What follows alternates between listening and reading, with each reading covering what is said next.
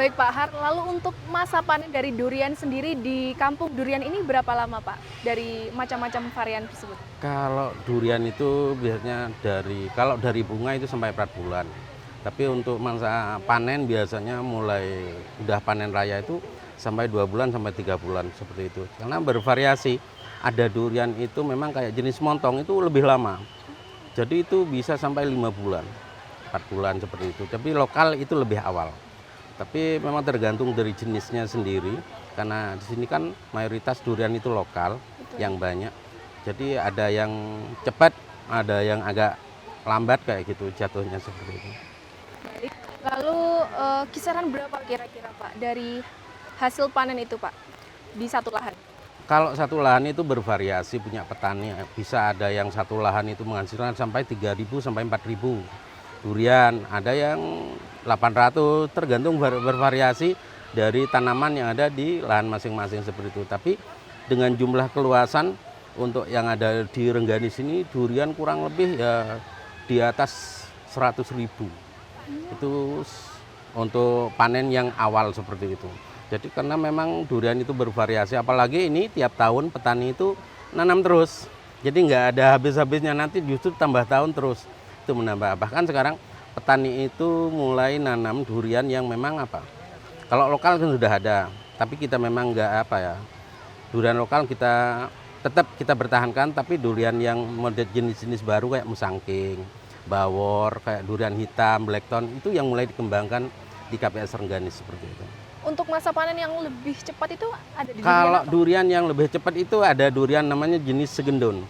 Segendon itu jenis duriannya itu memang ciri khasnya itu hijau, terus duriannya itu tajam, kecil-kecil, terus duriannya itu pahit manis. Cuman bijinya agak besar.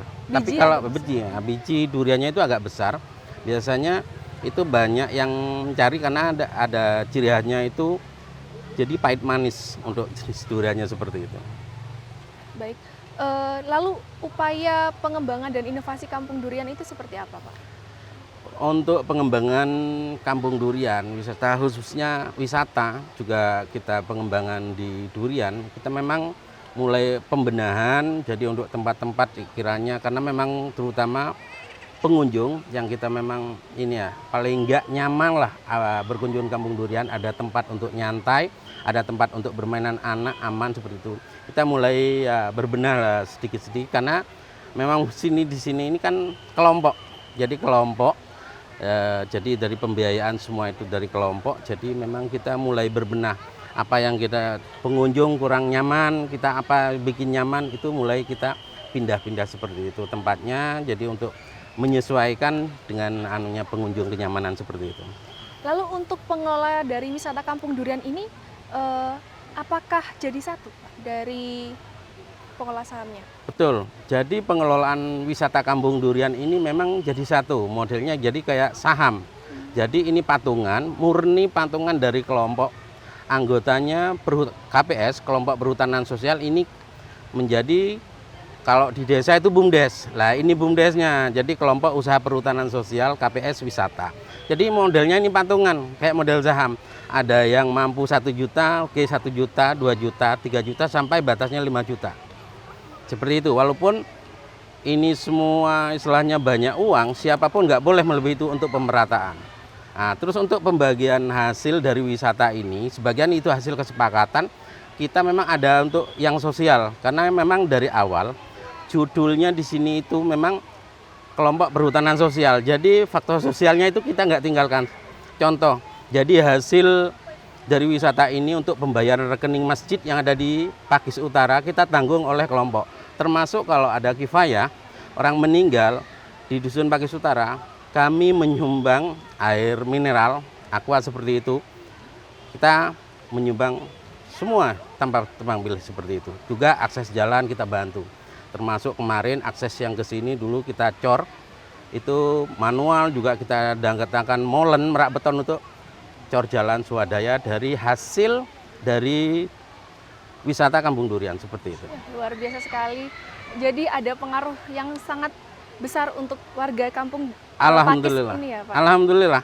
Jadi dengan adanya wisata kampung durian di sini itu sangat bermanfaat bagi warga, khususnya Dusun Pakis Utaran dan sekitarnya ke bawah. Kenapa?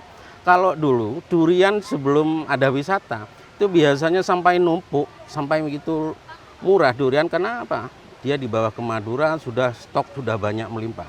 Alhamdulillah sekarang dengan adanya wisata, walaupun orang nggak ikut langsung terjun istilahnya pengelola di wisata, tapi dia bisa berjualan di jalan-jalan depan rumahnya. Mulai dari bawah, termasuk masjid-masjid. Alhamdulillah dengan adanya wisata, kalau hari libur biasanya kotak kayak gitu kan, dia hanya dapat 200-300. Kalau pas ramai gini kan orang sholat di situ bisa lebih dari 2 juta 3 juta. Alhamdulillah dengan adanya wisata Kampung Durian ini, uang masuk khususnya ke Dusun Pakis Utara, ke wisata Kampung Durian ini, tiap hari kalau hari libur kayak gini itu bisa 600 sampai 500 juta tiap hari. Tapi bukan ke wisatanya, semua. Betul. Jadi uang dari luar masuk ke Kampung Durian seperti itu.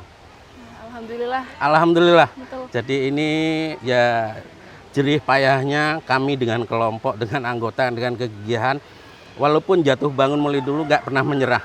Alhamdulillah kami mengelola ini untuk masyarakat seperti itu. Baik, terima kasih Pak Oke, sama-sama Hartono. Pak Nanda. Dan kita akan kembali lagi di segmen 3 untuk mencicipi sedikit dari buah durian di Desa Pakis ini. Siap, Baik. monggo.